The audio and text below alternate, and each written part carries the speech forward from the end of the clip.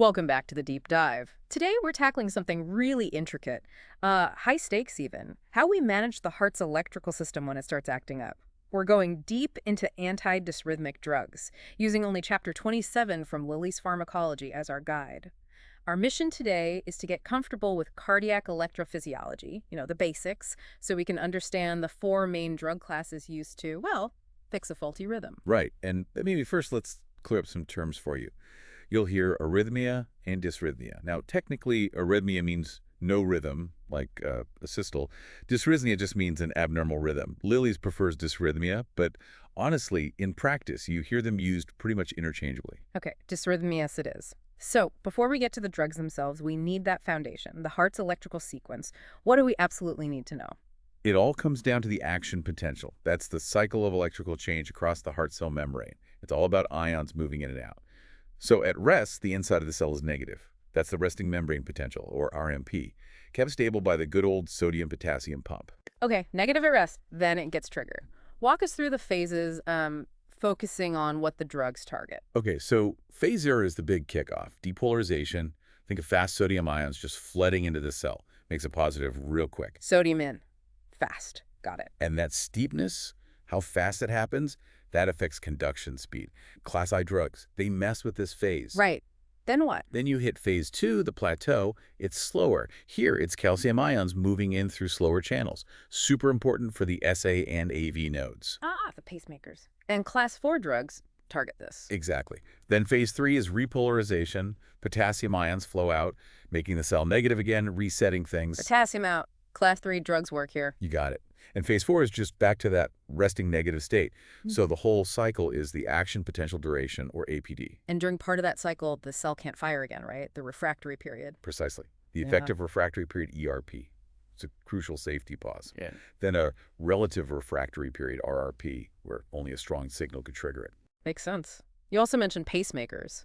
Some cells just fire on their own. Automaticity. Yep. The SA node is usually the boss, firing at 60 to 100 beats per minute. If it fails, the AV node can step in, slower though, 40-60.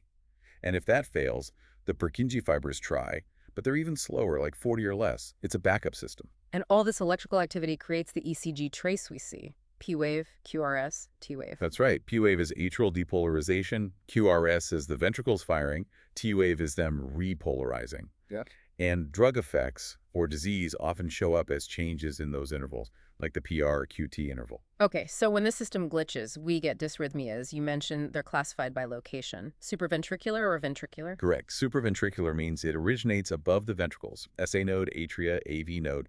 Ventricular means below the AV node. And one really common, really critical supraventricular one is atrial fibrillation, AFib. Oh, absolutely. AFib is incredibly common. The atria are basically just quivering, contracting super fast, but not effectively pumping blood down to the ventricles. Just quivering.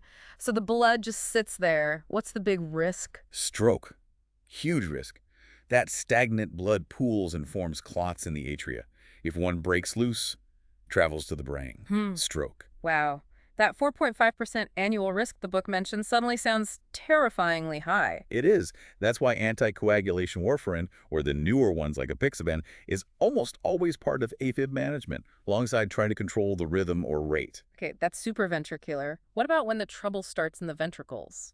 Sounds even scarier. It generally is. You can start with things like premature ventricular contractions, PVCs, coming from irritable spots in the ventricle. And those can escalate. They sure can. Too many PVCs, or runs of them, can lead to ventricular tachycardia, or VT. That's a fast, dangerous rhythm. And VT can worsen into something called torsades de pointe. It looks like a twisted ribbon on the ECG. Very distinctive, often linked to QT prolongation. Torsades. Sounds bad. What happens next? If torsades isn't treated sometimes, IV magnesium sulfate helps specifically with this one. It can degenerate into ventricular fibrillation, VF, and VF is lethal. The ventricles are just quivering chaotically, no blood is being pumped, needs immediate defibrillation, an electric shock to have any chance of survival. Okay, understanding the danger makes the drugs seem even more crucial. Let's get into them.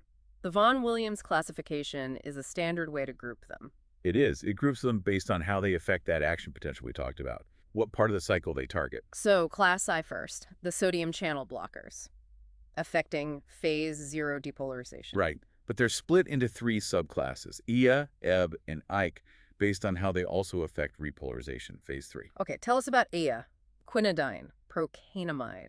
Class I drugs block sodium channels and they delay repolarization, making the action potential longer. But they have significant risks you need to know. Procainamide, long-term use can cause an SLE-like syndrome in up to 30% of patients. Wow, like lupus. Yeah, drug-induced lupus. And quinidine can cause synchronism. That's a Right. cluster of symptoms. Tinnitus, blurred vision, GI issues. Okay, notable risks. What about class IB? Lidocaine is the big one here. Yes, lidocaine. Class I agents block sodium channels, but they accelerate repolarization. They shorten the action potential duration. Lidocaine is great for ventricular dysrhythmias. It raises the ventricular fibrillation threshold, making VF less likely. But you mentioned it's IV only for cardiac use? Absolutely critical point. It gets broken down so heavily by the liver on the first pass, oral doses just won't work effectively for the heart. 4V is the only way. Got it. Then class ID, flecainide, propafenone. These have the most potent sodium channel blocking effect, but they don't really change repolarization much. Yeah. Flecainide. Well, there was that CAS-T trial years ago that made people nervous about using it after a heart attack. Right, I remember reading about that controversy. Yeah, but guidelines have evolved. Now, it's actually often a first-line choice for AFib, provided the patient doesn't have structural heart disease, usually used with another drug to control the AV node too. Okay, that covers class 1, the sodium blockers. What about when the problem is too much adrenaline, too much sympathetic drive? Class 2. That's where the beta blockers come in. Metoprolol, atenolol are common examples. Class 2 drugs block those beta receptors on the heart. They mainly work by depressing that spontaneous firing in phase 4, slowing the heart rate down. And the big plus for them? Their cardioprotective effect, especially after a heart attack, they've been shown to significantly reduce the risk of sudden cardiac death. We should also mention esmolol. It's an IV beta blocker that's ultra-short acting, so you can adjust the dose really quickly in critical situations. Makes sense. Okay, on to class 3, the ones that prolong repolarization. Exactly. They work primarily in phase 3, blocking potassium channels to increase the action potential duration, increase that refractory period. Think amiodarone, sotalol. These are often used for tougher dysrhythmias, ones that haven't responded to other drugs. Sotalol is interesting because it actually has both class 2 beta blocking and class 3 potassium blocking effects. Dual action, okay. And finally, class 4. Class 4 are the non-dihydropyridine calcium channel blockers, verapamil and diltiazem. And they target. They inhibit those slow calcium channels, mainly affecting phase 2, the plateau. This really slows down conduction through the AV node and depresses phase 4 in the SA and AV nodes. So their use is pretty specific. Very specific, primarily for supraventricular tachycardias, like PSVT, or to slow down the ventricular rate when someone's in AFib or atrial flutter. They act like brakes on the AV node. Okay, we've got the 4 classes mapped out, but you mentioned something crucial earlier, a shared danger. Yes, the paradox. All antidysrhythmic drugs can also cause dysrhythmias. It's called the prodysrhythmic effect. So the cure can be the cause? Potentially, yes. It's a huge concern. One major mechanism is prolonging the QT interval on the ECG, which increases the risk for that dangerous torsades de pointe rhythm. High stakes indeed. And speaking of high risk, let's talk about amiodarone. It's class 3, but it seems to have its own whole section of warnings. Why is it so tricky? Amiodarone is, well, it's incredibly effective for many difficult dysrhythmias, both atrial and ventricular. But its chemistry is the problem. It's highly lipophilic. Lipophilic, meaning? Meaning it loves fat, it dissolves readily in fatty tissues, and accumulates there liver, lungs, thyroid, skin, even the eyes. It stays in the body for a very, very long time. And that accumulation leads to serious side effects. Very serious. Pulmonary toxicity is the most feared. It can cause irreversible lung damage, fibrosis, and can be fatal in about 10% of cases. Yeah. It can also mess with the thyroid, causing either hyper or hypothyroidism. Causes corneal microdeposits, tiny specks in the eye that can cause visual halos. And that skin discoloration. Yes, that distinctive blue-gray discoloration on sun-exposed areas like the face and arms. It happens with long-term use. And because it sticks around so long, its half-life is incredibly long. How long? Weeks to months. It can take 2 to 3 months after stopping the drug for its effects and side effects to really diminish. Wow. And does this accumulation affect other drugs too? Interactions? Oh, big time. The interaction with warfarin and digoxin is critical. If you start amiodarone in a patient on warfarin, their INR is likely to shoot up by 50%, almost guaranteed. So major bleeding risk. Huge risk. You must anticipate this and cut the warfarin dose, usually by about half, when starting amiodarone. Same for digoxin levels can increase by 50%, risking toxicity. Dose reduction is essential. Any food interactions we need to flag? Yes. Grapefruit juice. It inhibits the enzyme system that breaks down several antidysrhythmics, including amiodarone, quinidine, and disopyramide. So drinking grapefruit juice could lead to toxic levels of the drug. Absolutely. Patients on these drugs need to avoid grapefruit juice entirely. Okay, one more drug to touch on that doesn't fit neatly into the classes, adenosine. Adenosine. Yeah. Unique stuff. It's used primarily to stop supraventricular tachycardia, specifically PSVT, and let the normal sinus rhythm hopefully take over. How does it work so fast? Its half-life is ridiculously short, less than 10 seconds. It has to be given as a very rapid IV push, followed immediately by a saline flush. And what happens when you push it? It very effectively slows conduction through the AV node. So effectively that it commonly causes a few seconds of asystole. No heartbeat at all, for a few seconds. Yep. Looks dramatic on the monitor, but it's expected. Then ideally, the heart resets into a normal rhythm. Definitely needs cardiac monitoring. Definitely. Okay, let's shift to nursing practice. What are the absolute must-do assessments before starting any of these drugs? Baseline, baseline, baseline. Get a full set of vital signs, pay close attention to heart rate, making sure it's not already too low, say below 60 or too high, maybe over 100. Systolic blood pressure needs to be adequate, usually above 90 millimeter Hg. Get a baseline ECG to know what their rhythm looks like before the drug. And check labs electrolytes like potassium and magnesium are crucial, plus kidney and liver function tests, because poor function can lead to drug accumulation. Makes sense. Any specific administration cautions? You mentioned lidocaine earlier. Yes, with lidocaine, double, triple check the vial. Make sure you're using the solution without epinephrine for IV cardiac use. Epinephrine is for local anesthesia. Adding it IV would be catastrophic. Good point. And IV administration generally. Always use an infusion pump for continuous IV drips of these drugs. Precision is key. And for oral doses, taking them with food or milk can help minimize GI upset, which is pretty common. Okay, now for patient teaching. This seems critical given the risks.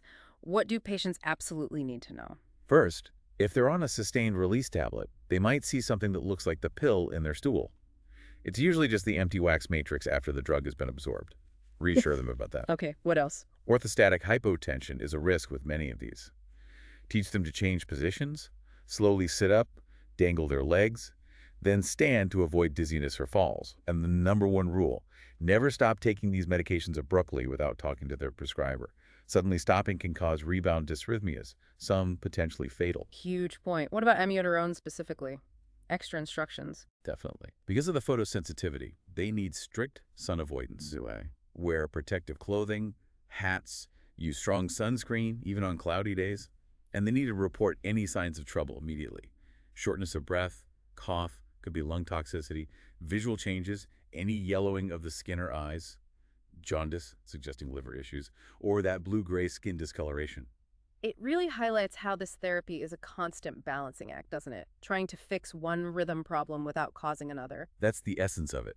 That prodysrhythmic potential looms over everything. It's why managing conditions like AFib is becoming more complex.